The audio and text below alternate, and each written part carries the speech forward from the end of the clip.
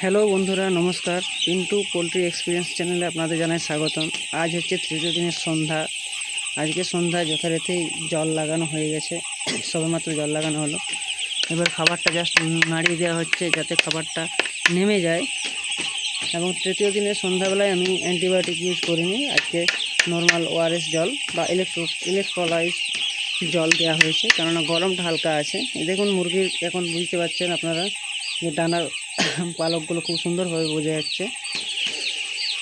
আর তৃতীয় দিনের কাজ খুব একটা স্বাগত নেই। একটু টেম্পারেচার দেখে দেখে যে জায়গাগুলো ব্লক করা হয়েছে জায়গাগুলো অল্প অল্প খুলবো ভেন্টিলেশনের জন্য, কেননা আজকে বৃষ্টি হওয়ার পর হঠাৎ করে গরম এসেছে। আজ তৃতীয় দিন, কালকে চতুর্থ দিন, যেহেতু কালকে চতুর্থ দিনে সমস্ত বুডিং ভেঙে খাটাল করতে হবে। তাছাড়া পাখিকে জায়গা না, স্পেস না পেলে পাখি ঠিকমতো ডেগেন দেবেনি।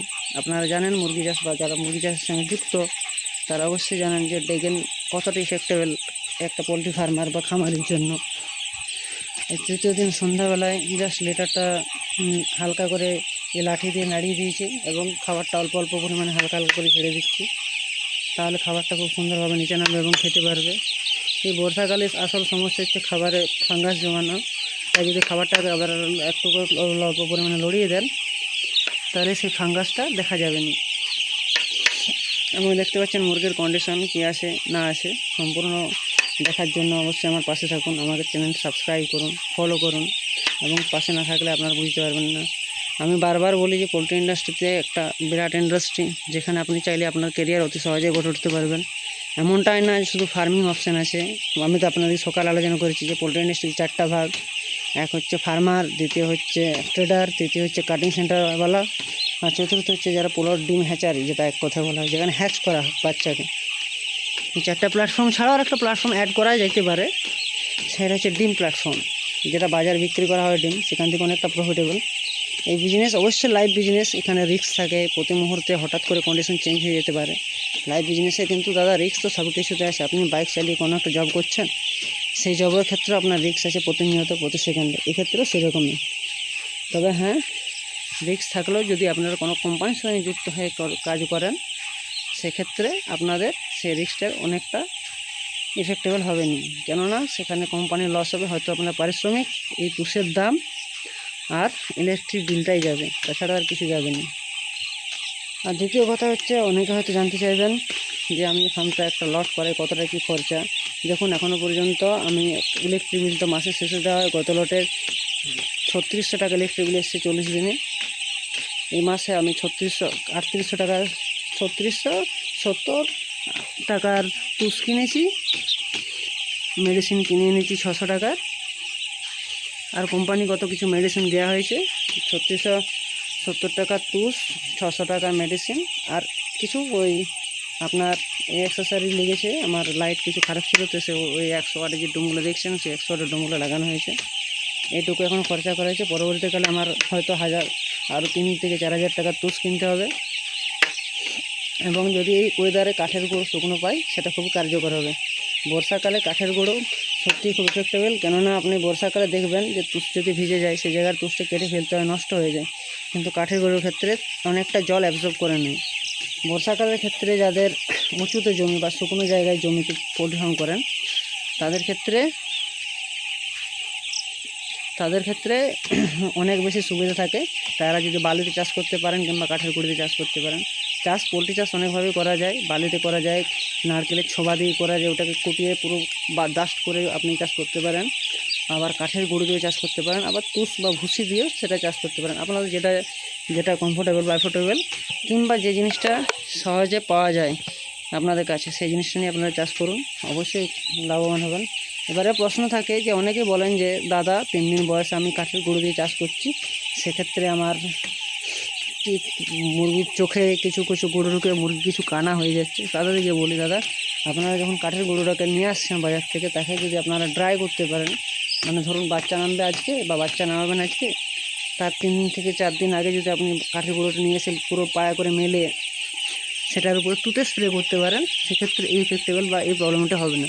যেমন আমরা তুষ চাষির ক্ষেত্রে আমরা 12 ঘন্টা পেপার রেখে তুলে দিই, বিশেষত গ্রীষ্মকাল বা সামার সিজন, পুরো সামার ওয়েদারটা।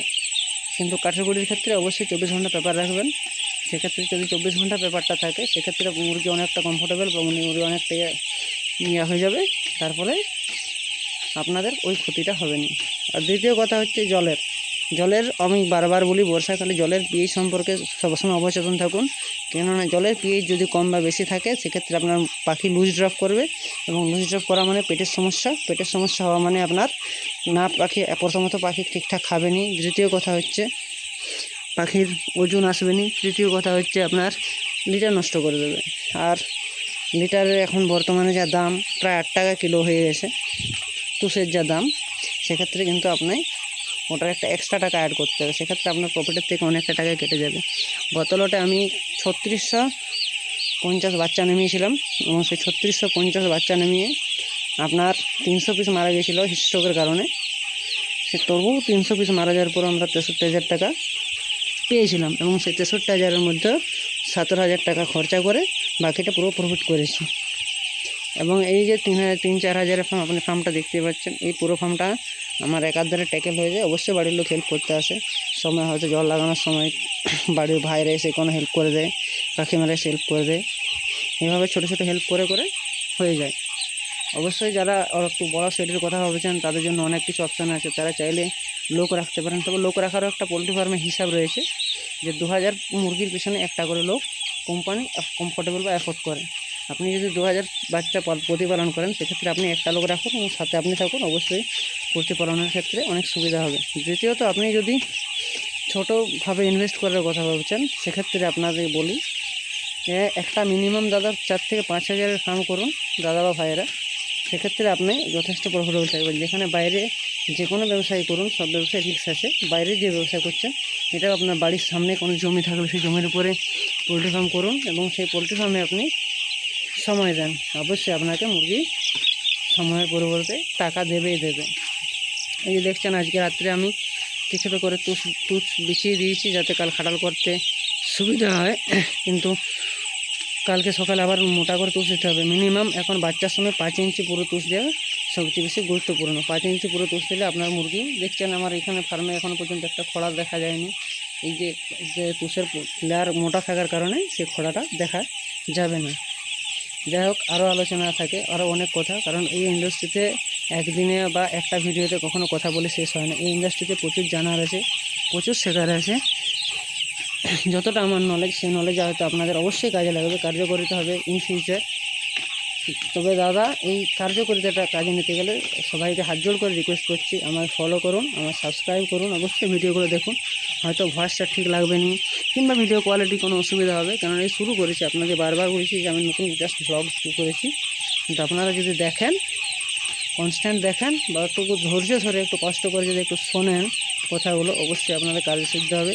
কেননা বর্তমান জেনারেশান বিশেষ ওয়েস্ট বেঙ্গলের মানুষ একটা বিরাট সাফারের সাথে ঘুরছে। অনেক আছে যেখানে প্রায় 17% ছেলে বাইরে কাজ করছে, বা প্রায় ধরুন 20% ছেলে, 17 বা 20% ছেলে, 20% ছেলে বাইরে কাজ করছে, ঘুরতে যাচ্ছে, বাইক নিয়ে কোনো ডেলিভারি জব করছে।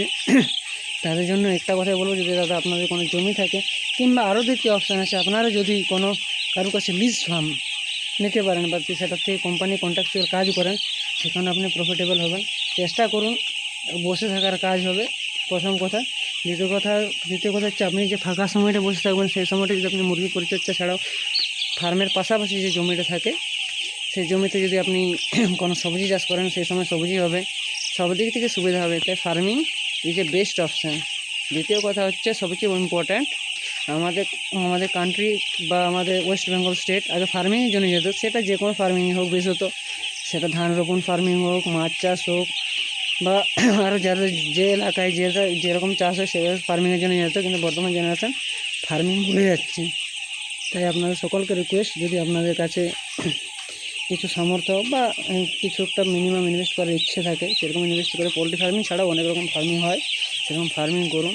সুস্থ থাকুন, সুস্থ খান, সুস্থভাবে বাঁচুন। যা হোক, আজ এই কিছু বলে আমি আমার ভিডিওটা শেষ করছি। আশা করছি আপনাদের অনেক কিছু বোঝাতে পেরেছি, এবং পরবর্তী সময় আরও বোঝার জন্য আমাকে অবশ্যই সাবস্ক্রাইব করুন।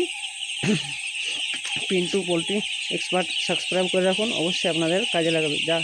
দাদাদের প্রণাম ও ছোটদের ভালোবাসা জানিয়ে আজ আমি ব্লগটি শেষ করছি। শুভরাত্রি।